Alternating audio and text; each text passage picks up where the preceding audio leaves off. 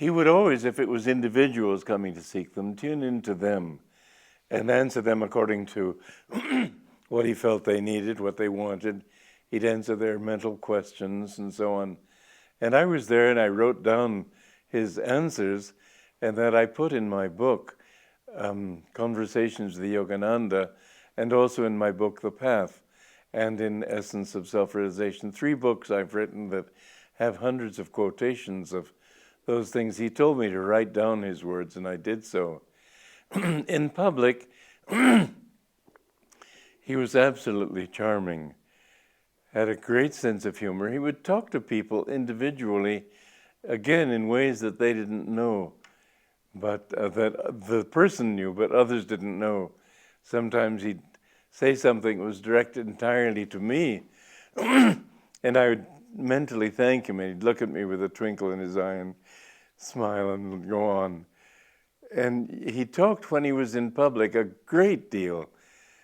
In just about every public talk I heard him give, he talked about the importance of getting together and forming communities, living close to God, close to nature, and living a simple life with high-minded people.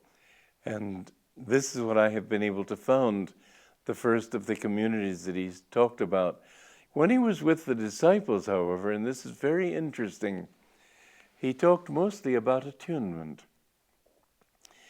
In the Bible it says, to all those who received him, to them gave he the power to become sons of God. To receive Christ does not mean just accepting that you're a Christian, signing the dotted line that you're a member of a church. It means receiving him into your consciousness to the point where you feel that you become him. And he, therefore, can lift you out of your human consciousness into divine consciousness.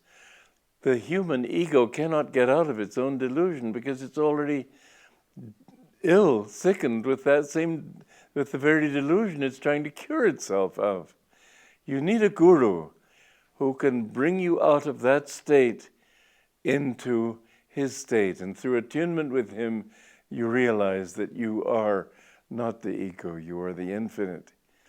And so, with the disciples, he talked more than anything else about get in tune, get in tune. And some understood and some didn't. But it was not an egoic thing, it was not a personal thing. But I remember him saying to some of the disciples, a few of you will fall, but it needn't be if you would be in tune. This was our real salvation. Kriya Yoga was truly second to that. Attunement with the Guru is the main thing.